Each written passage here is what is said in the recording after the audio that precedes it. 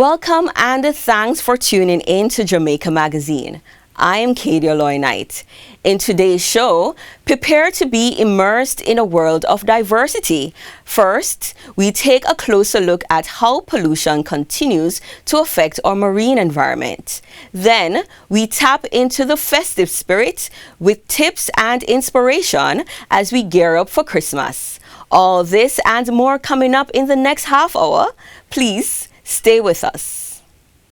Are you confident that you are the legal owner of your property? Take action to secure your property ownership. Get a registered certificate of title and become the legal owner of your property. To register your property and obtain a certificate of title, you will need to provide a tax registration number (TRN), a valid government-issued identification, a survey diagram, documentation to prove ownership, up-to-date property tax certificate, the names, addresses, and occupations of 2 neighbors over the age of 50 who are not family members and can give a declaration on your behalf. Proof that you have been in open, undisturbed, and undisputed possession of the property for 12 years or more.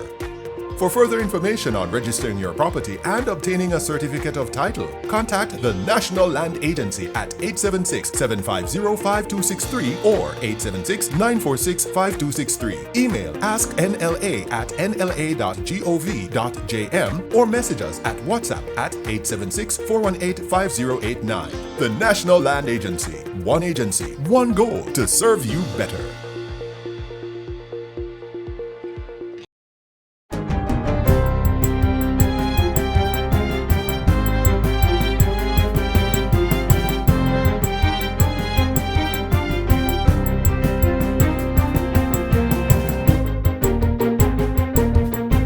Good day, I'm Twyla Whelan and this is WatchJIS News for Wednesday, December 10, 2025.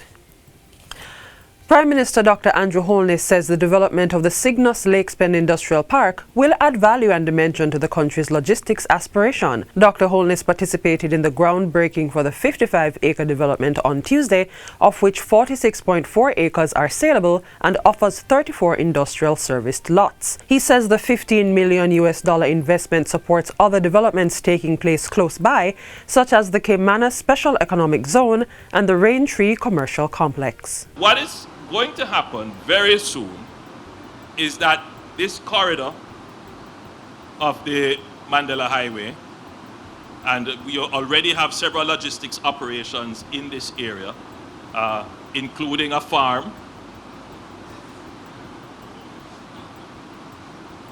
along with the development of the Bernard Lodge new area. All of this area will become the logistics node that supports the port. Dr. Holness has commended the private sector investment and called for more financial innovations.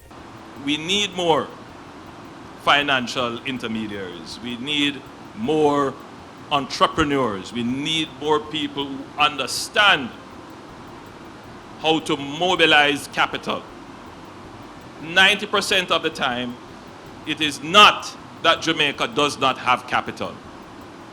90% of the time is that we don't have the entrepreneurs to develop the projects, to think at scale, to interface with government and regulations, to bring overseas support, to identify markets and play in world-class situations. The government is prioritizing roof repairs in worst affected areas through collaboration with the Jamaica Defence Force and trainees from the Hart NSTA Trust. Information Minister Senator Dr. Dana Morris Dixon says this was a priority focus for Cabinet during its meeting on Monday. In addition to that, you would have heard that there are delegations coming in from various countries that will be helping in that effort. So we have teams coming from Guyana, from Ghana, from Ethiopia, and also from Rwanda.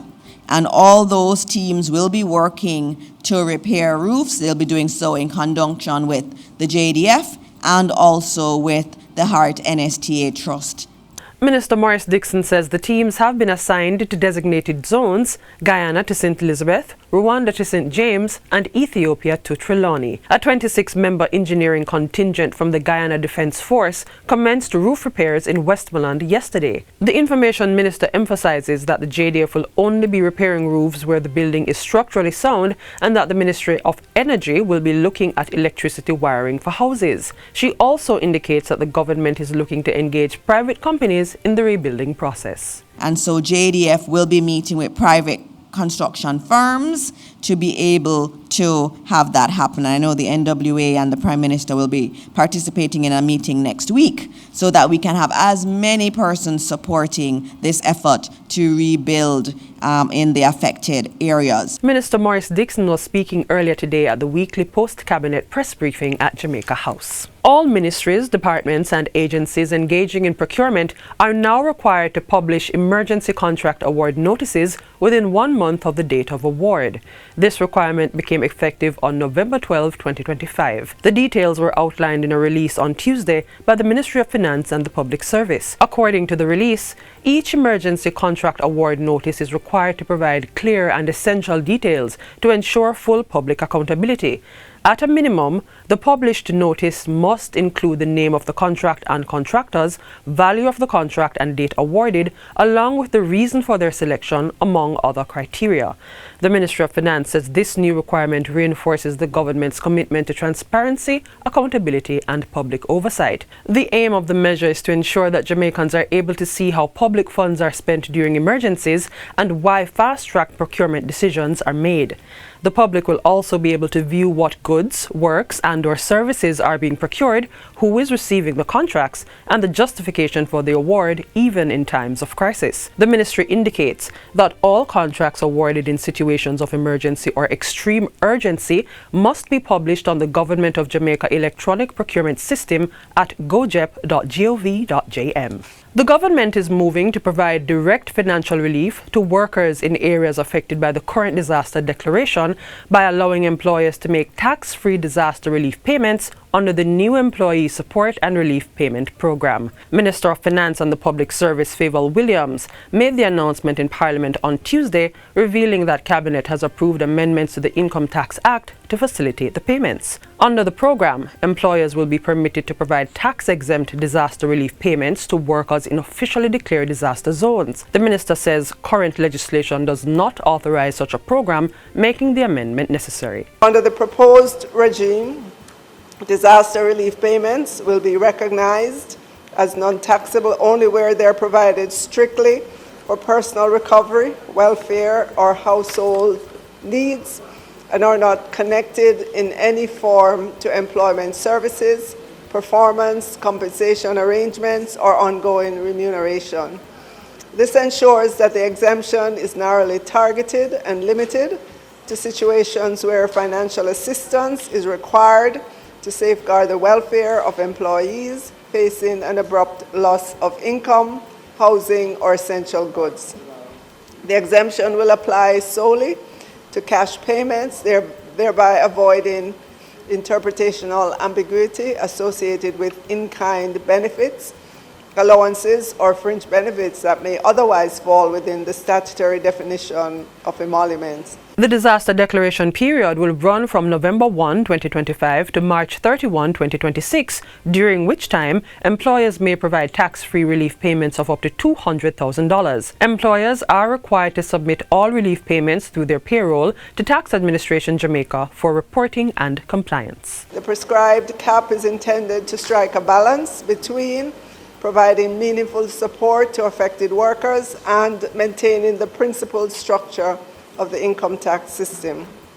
The amount is also to minimize revenue risk and ensure that the exemption remains appropriately limited in nature, duration, and fiscal impact. More than 1,000 fruit and vegetable farmers in Flagaman and surrounding communities of St. Elizabeth are benefiting from the opening of 2 new solar-powered cold storage facilities. Spoilage for the farmers are now being reduced significantly and the life of their produce extended. The facilities are courtesy of the CARICOM AgriBoost project supported by the Government of New Zealand. According to Minister of Agriculture, Fisheries and Mining Floyd Green, tomatoes that typically last about 2 weeks can now go up to an additional 20 days with the new facilities. This investment allows us to fast track our systems around resilience, to increase productivity in a real way, and to introduce the kind of innovation that you farmers have longed for.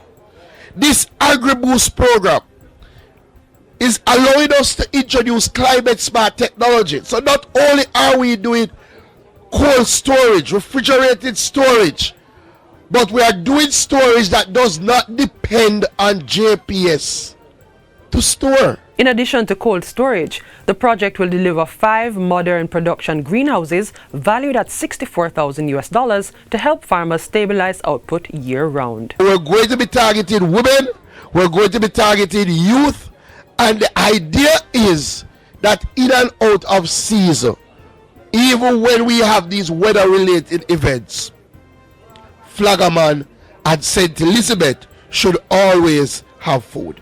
And finally, the National Hurricane Melissa Cleanup Campaign was launched on Friday in Darlaston, Westmoreland. This comes a little over 1 month since the country was struck by the powerful Category 5 storm. While the entire country will benefit from the program, major focus will be placed on the 16 constituencies in the most affected parishes over the next 4 to 6 weeks. Minister of Local Government and Community Development Desmond McKenzie says the program aims to remove debris, damaged household items and other solid waste. This is a program that goes deep within the communities where persons will have an opportunity to put out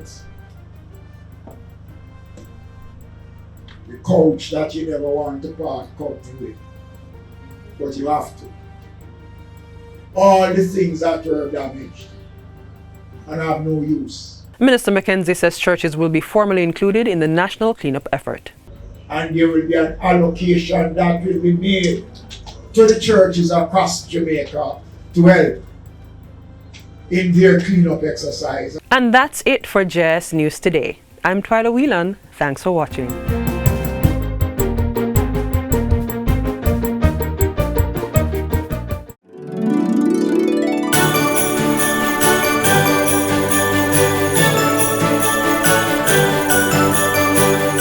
In a world that moves so fast, sometimes we forget the moments that matter most. Time waits on no one, and life can change in a split second. This Christmas, cherish the moments we're blessed to share, the simple ones that become our most treasured memories. When we give our full attention, when we show up with our hearts, we give the greatest gift of all. This season, put down the screens, slow down, and give the gift of time, because nothing is more valuable than the moments we share.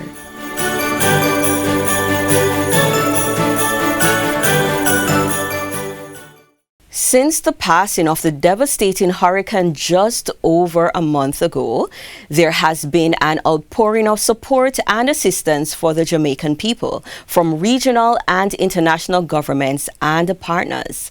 Watch now to see how these efforts are helping communities rebuild and recover.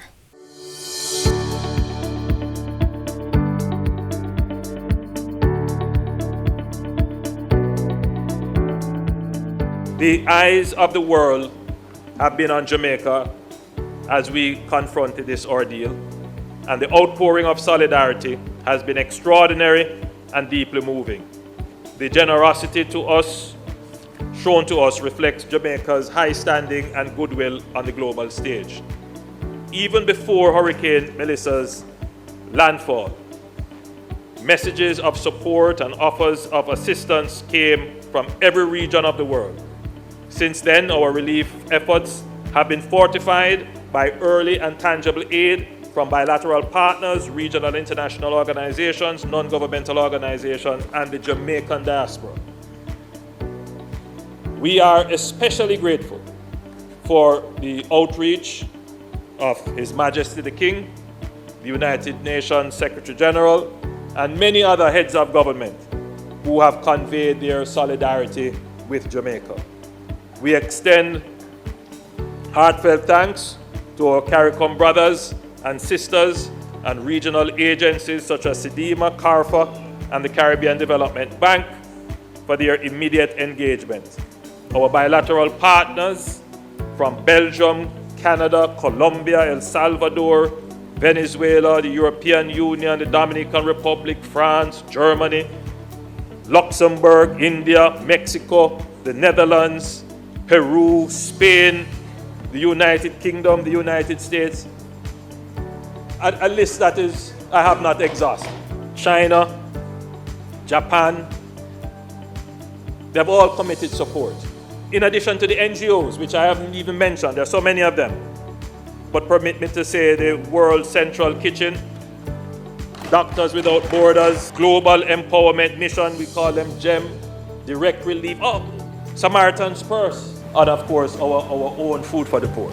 We also recognize and appreciate the international cooperation that has strengthened our security response.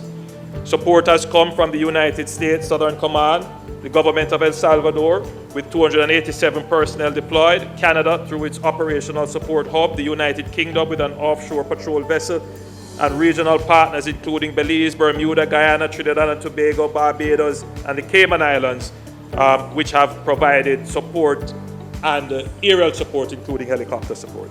And Venezuela. Venezuela has provided humanitarian relief.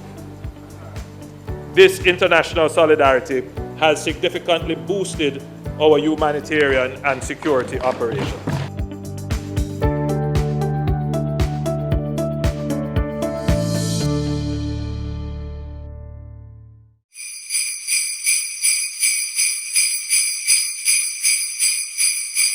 Do not leave valuables such as gifts, laptops, and cell phones in plain view in your car. If you have to leave these items in the vehicle, put them in the trunk. This will decrease the likelihood of a car break-in.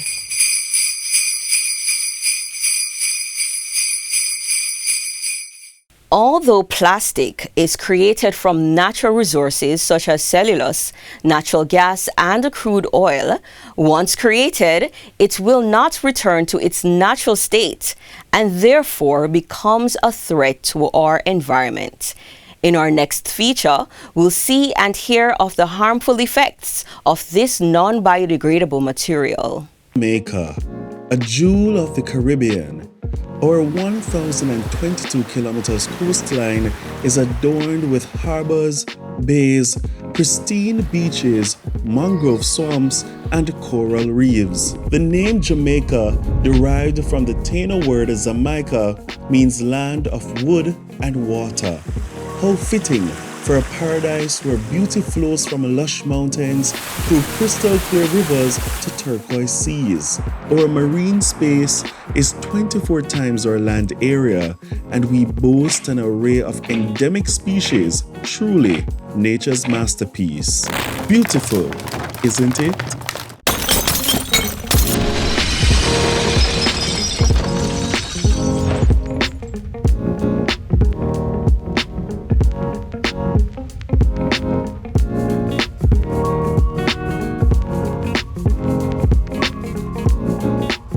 Jamaica is particularly vulnerable to the effects of marine pollution. United Nations Environment Programme in 2021 says global concern about plastic pollution of the natural environment is warranted as plastic debris is ubiquitous and poses a threat to biodiversity. In the marine environment, macro and microplastics have been reported in multiple environmental compartments: surface waters, subsurface waters, sediments, the atmosphere, and biota. Plastics are toxic, and so they impact the species that come in contact with them either by eating them, but they introduce toxins to the environment. And then large pieces of plastics, plastic bags, even plastic rope that we don't think about, cause entanglement. Large marine animals might try to consume the plastic, and they get gut blockage. They literally, physically damage the animals. And we don't think about the plants enough, but organisms like mangroves are extremely damaged by plastics. Of the 800,000 tons of residential waste Jamaica generates annually, 20% is estimated to be plastics, according to the IDB. Plastics like these accumulate in marine environments and fragment into microscopic pieces or microplastics. We're coming back from a conference and driving along Palisade Street, and we looked out to our left. It must have been the day after rainfall, because there was this thin film of plastic bottles, debris just as far as the eye can see. I've never seen it that bad. Left, right, center, just covering the entire harbor. So plastic pollution has become a critical environmental issue across the island. It has been known to impact our marine and coastal ecosystems, the tourism industry, public health, and it also affects the livelihoods of persons who depend on these ecosystems for a source of living. Most recently, we've become very conscious of microplastics, because when the material stays in the harbor, it fragments, it gets into small enough pieces to get into the food chain. So the small things eat the plastics, and larger fish will eat those smaller fish, and you get bioaccumulation. By the time it gets to us, it's really at a level that can cause problems to humans. But what caused this problem in the first place? Once upon a time, plastic wasn't something that we used as often, and it started really growing in its use in around the 1950s because it's cheap, it's convenient. But the problem with plastic is that it never breaks down. And we have a lot of items that are single use because it's also convenient. And so while it doesn't make up the most significant portion of our waste, it looks like it does because it's the thing that stays in our environment the longest. The other major effort the government would have undertaken starting in January 1, 2019, that's when it became effect. The work would have started in 2016, was the first phases of a targeted plastic ban targeting certain single-use plastic items. That was plastic bags, styrofoam containers, and plastic straws. One person said, well, why don't you ban all plastic? And I said, well, all plastics aren't created equally, unfortunately. All plastics are non-biodegradable, but some are recyclable and some are not. Some have particular levels of carcinogens which make them more deleterious to human health than others. Plastic bottles are recyclable, and unfortunately there is not sufficient glass alternatives at the prices that our market could manage. So it doesn't leave us with the genuine option to ban a plastic bottle. That's just not on the table. We wish it was, but it's not. It's not a genuine option for Jamaica or for most of the developing world. But items like plastic bags and styrofoam and plastic straws and the plastic lunchbox containers that we're taking a look at now are indeed, they're bannable because there are recyclable and biodegradable alternatives for each of the other items that we will target. The idea is to stop the solid waste and plastics from entering Kingston Harbour using barriers. The technology is primarily from the ocean cleanup. Grace Kennedy and its partners are the local operators. They manage the project. They also provide technology to deal with how to sort, what to do with the plastic once it's collected by these barriers. And so the effort really now since about February 2022 to March 2024, they have removed 1.5 million tons of plastic. So what's next? We all have a part to play in preserving Jamaica's rich marine environments. Individually, I think the first thing is we have to really own the problem. We have to accept that we are part of the problem and therefore we have to be part of the solution. And so I think it begins with attitude change. Persons need to begin to see how they can minimize the volume of garbage in the waste stream. I think even the best waste management system, which we don't have, couldn't possibly handle the volume of garbage that we're putting into. So individuals need to see how they can sort, how they can minimize, use less plastics. We've become addicted to plastics. The future of this paradise rests in our hands. Will the next generation only know Jamaica through stories and faded photographs? Or can we work together to ensure the broken blue is not the color of their memories, but a symbol of hope, a reminder that we fought to heal the very lifeblood of our island nation? Together, we can restore our broken blue.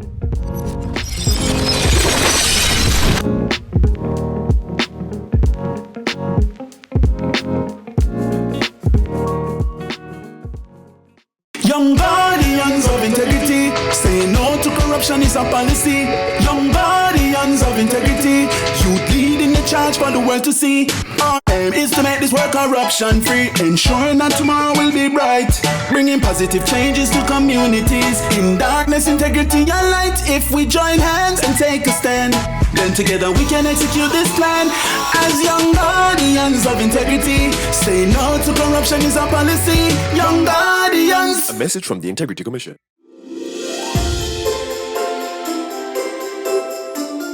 The term Yuletide comes from Yule, an ancient winter festival celebrated by Germanic and Scandinavian people, particularly the Norse. Yule originally marked the winter solstice, the longest night of the year, and honored the return of the sun as days began to lengthen again. Traditionally, people celebrated Yule with feasting, gatherings, and rituals to welcome the rebirth of the sun. It's a sight somewhat similar to the feastings we usually have right around Christmas time. When Christianity spread through Northern Europe, many of these Yule traditions were blended with Christmas customs. The word Yule became associated with the Christmas season, and Yuletide came to mean the time of Yule or Yule season. Over time, it simply became another way to refer to the Christmas season.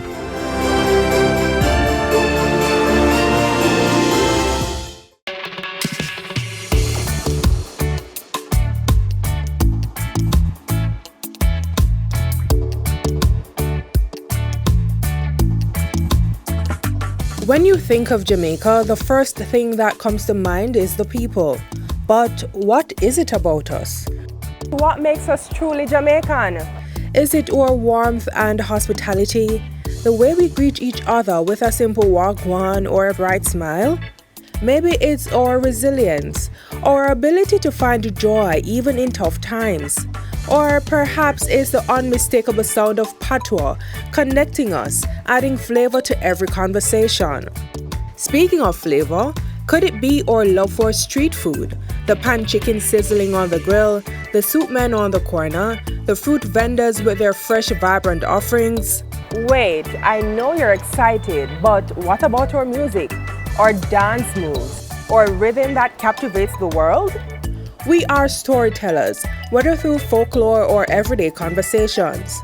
Being Jamaican is more than just a nationality. It's a feeling, a culture, a way of life. From the way we speak to the way we dance, cook, and connect, every part of our identity reflects our rich heritage and unstoppable spirit. So what makes us truly Jamaican? It's everything. We are the culture, the energy, and the heartbeat of the island.